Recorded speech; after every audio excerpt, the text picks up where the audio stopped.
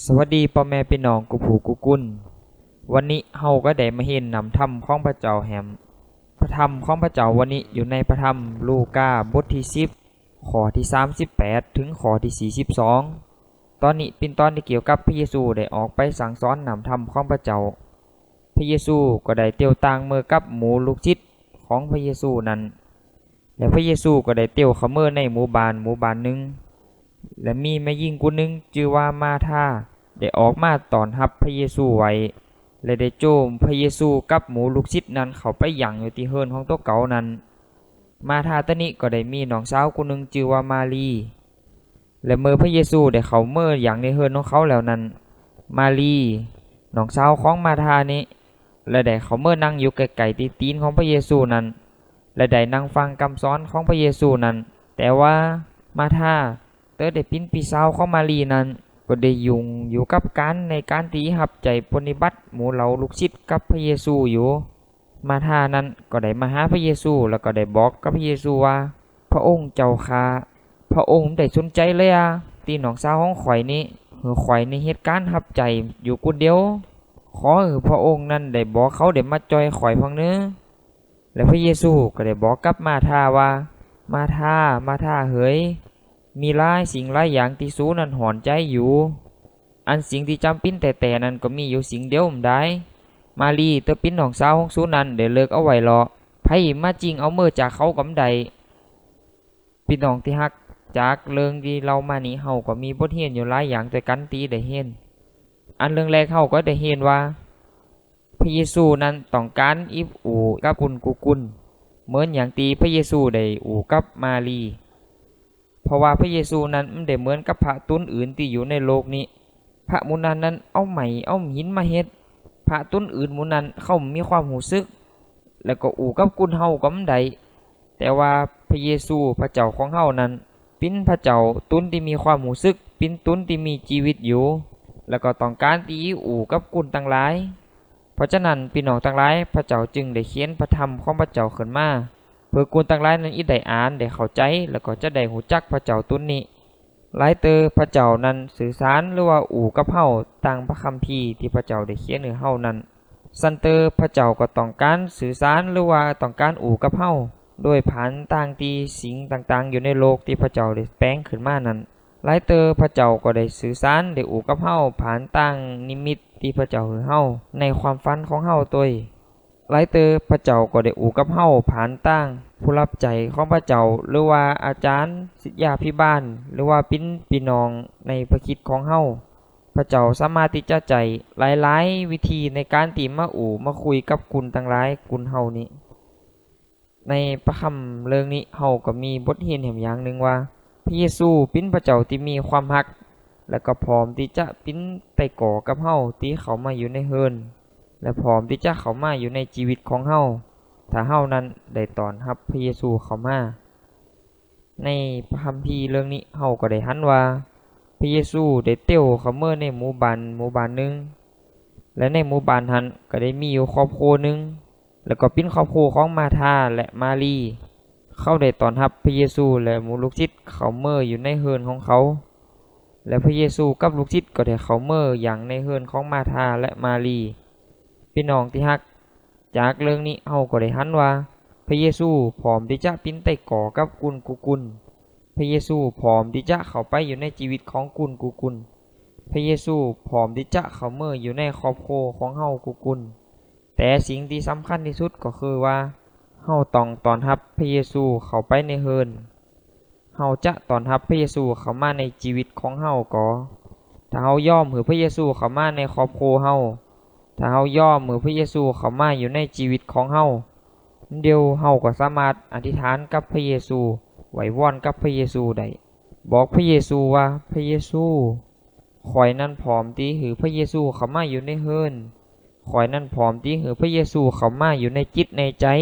ในชีวิตของข่อยถ้าเฮายอมมันอีแล้วก็พระเยซูก็พร้อมแล้วที่จะเข้ามาอยู่ในครอบครัวของเฮาปิ้นกุนติมาจอยเลอในครอบครัวของเฮาปิ้นไต่ก่ออยู่ในเฮิรนของเฮาถ้าเฮาพร้อมที่ต้อนรับพระเยซูเข้ามาอยู่ในชีวิตของเฮา พระเยซูก็พร้อมแล้วที่จะเข้ามาอยู่ในชีวิตในจิตใจของเฮาพระเยซูก็จะปกป้องรักษาชีวิตของเฮาเดี๋ยวนี้เฮาพร้อมแล้วพี่น้องที่รักพระเยซูนั้นได้ฮู้ได้หันแล้วก็ได้สนใจในสิ่งที่เฮาเฮ็ดอยู่กุสิ่งกุอย่างในข้อที่40ในเมื่อนั้นมาธานั้นได้เฮ็ดสังอยู่และได้กึดสังอยู่มาธานั้นได้มาบอกกับพระเยซูว่าโอ้พระเยซูสนใจข่อยกันแล้วอ่ะก็ต้องนื้อน้องสาวของข่อยนั้นปล่อยให้ข่อยนั้นได้รับใจหมู่ลูกศิษย์กับพระเยซูอยู่คนเดียวนี้กังก็กังขอพระเยซูได้สั่งให้น้องของข่อยนั้นมาช่วยข่อยพ้องนื้อพี่น้องที่ฮักจากกำอูของมาธานี้เขาคิดว่าพระเยซูนั้นได้สนใจเขาแก่แล้วเขาคิดว่าพระเยซูนั้นสนใจกาน้องสาวของเขาพระเยซูนั้นได้ปล่อยให้เขาเฮ็ดอยู่คนเดียวอันแต่แล้วพระเยซูก็ได้สนใจเขาแล้วก็หูว่าในใจของเขานั้นเป็นมันซื่อก็พี่น้องทั้งหลายวันนี้เฮาถามไปเกิดว่าพระเยซูได้สนใจในสิ่งที่เฮาเฮ็ดอยู่ว่าเฮาเฮ็ดบาปเฮาเฮ็ดความดีแต่ข่อยนั้นบอกพี่น้องว่าพระเยซูนั้นได้สนใจแล้วก็หูแล้วก็หันกุสิ่งกุอย่างที่เฮาเฮ็ดนั้นพี่น้องที่ฮักจากพระธรรมนี้ก็ได้เรียนหูแหมอย่างนึงว่ากุนเฮาต้องเอาพระธรรมของพระเจ้าเป็นอันดับแรกแล้วก็ต้องตีสนิทอยู่กับพระเจ้าเป็นอันดับแรกเหมือนกับมารีตีใดสนิทอยู่ในพระเยซูเมื่อมาธาได้มาบอกกับพระเยซูว่าพระเยซูได้สนใจกันแล้วว่าต้องน้องสาวของข่อยเนื้อปล่อยให้ข่อยได้รับใจอยู่กังอยู่คนเดียวนี่ขอพระเยซูได้สั่งเขามาช่วยข่อยพ้องเนื้อในเมื่อนั้นพระเยซูก็ได้ตอบมาธาว่ามาธาเอ๋ยสู้นั้นมีหลายสิ่งที่หอนใจอยู่สิ่งที่สู้ต้องการนั่นก็มีสิ่งเดียวมารีนั้นได้เลิกเอาในโซนดีนั่นเหรอใครมาจริงเอาไปจากเขากำใดจากกรรมที่พระเยซูอูนี่ก็เฮ็ดให้เฮาได้ฮู้ว่าในตัวนี้ที่พระเยซูได้เข้ามาในครอบครัวของมาธาแล้วก็มารีนั้นสิ่งที่พระเยซูต้องการมากที่สุดมันใจปิ้นกับเขาที่มาธานั้นได้กังได้เฮ็ดอยู่ไว้หั่นแต่สิ่งที่พระเยซูต้องการที่สุดในตัวนี้ก็คือว่าใครหือเขานั้นหือเวลากับพระเยซูแล้วก็หือเขานั้นได้ตั้งใจฟังคำสอนที่พระเยซูได้สอนเขาเพราะฉะนั้นพระเยซูก็ได้บอกกับมาธาว่าสิ่งที่ดีนั้นน้องสาวของเจ้านั้นได้เลิกเอาไปหลอกและก็มีไผจริงเอาไปใดก็พี่น้องทั้งหลายในพระธรรมของพระเจ้าที่อยู่ในใจของเฮานั้นก็มีไผมาจริงเอาไปจากเฮาได้แล้วก็พระธรรมของพระเจ้าที่อยู่ในจิตในใจของเฮานั้นก็จะเฮ็ดให้เฮามีความยินดีแล้วก็พระธรรมของพระเจ้าที่อยู่ในจิตในใจของเฮาต่ออันเลาะที่เฮ็ดให้เฮามีกำลังที่จะติดตามพระเยซูเพราะฉะนั้นเรื่องนี้เป็นเรื่องที่สำคัญก็ใครถามพี่น้องกุลว่าในแต่ละวันนี้เอาเวลากับพระเยซูหลายมื้อฮื้อในแต่ละวันเฮาอ่านพระธรรมของพระเจ้าหลายมื้อฮื้อเฮาได้อธิษฐานไหว้วอนกับพระเจ้าหลายมื้อฮื้อหลายๆเตอเฮาก็ได้เวลากับการงานของเฮาหลายๆเตอเฮาก็เวลากับครอบครัวของเฮาเวลากับลูกหลายๆเตอเฮาก็เวลากับไต้ก่อของเฮาหลายๆเตอเฮาก็เวลากับสิ่งอื่นต่างๆแต่เฮาบอกว่าเฮามีเวลากับพระเยซูเฮาบอกว่าเฮามีเวลาที่อ่านพระธรรมของพระเจ้าพี่น้องที่ฮักถ้าเฮาปิ้นมันอี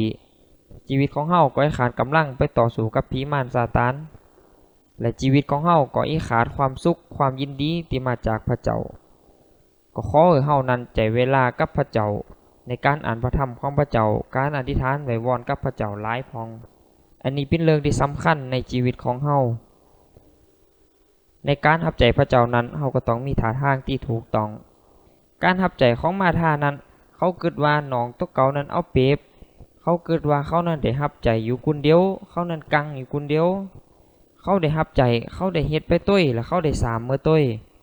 แล้วก็มีความหอนใจในการรับใจพระเจ้าโดยการสามไปที่เขาปิ้นมันอีกก็เพราะว่า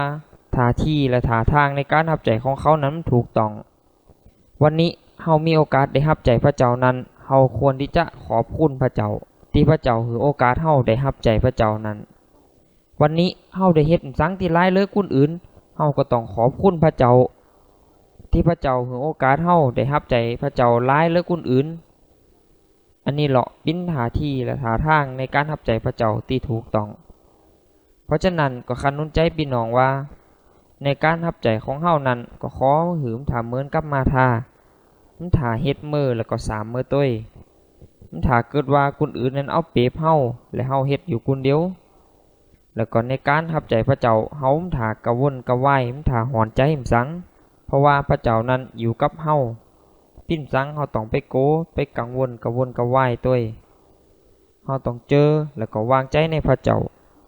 เฮาต้องยึดจับมั่นอยู่กับพระเจ้าเมื่อไหนที่เฮารู้สึกว่าการของเฮานั้นกังก็ขอให้เฮานั้นได้สงบใจได้ไหวว่อนกับพระเจ้าเหมือนกับมารีก็เพื่อว่าจะบ่ให้จิตใจของเฮานั้นกังอยู่กับงานของเฮาเมื่อไหนที่เฮารู้สึกว่าเฮามีกำลังในการรับใจพระเจ้าเวลานั้นเหรอเฮาต้องสงบใจอธิษฐานไหวว่อนกับพระเจ้าก็เพื่อว่าที่จะรับกำลังที่มาจากพระเจ้าเพื่อจะรับใจพระเจ้าต่อไป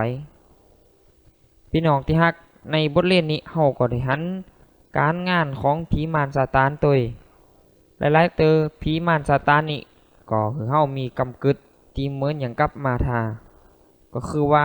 เฮานั้นเอาเวลาไปเวกการของเฮาหลายเลอะกับพระเจ้าเฮายิงเหตุการณ์เหตุงานของเฮาก็สำยุงสำกังจิตใจของเฮานั้นมีความกระวนกระวายแล้วก็มีความหอนใจแล้วก็การรับใจของเฮานั้นเฮ็ดไปต้วย3ไปต้วยไอ้กำเกิดโมนี้เป็นกำเกิดที่มาจากผีมารซาตาน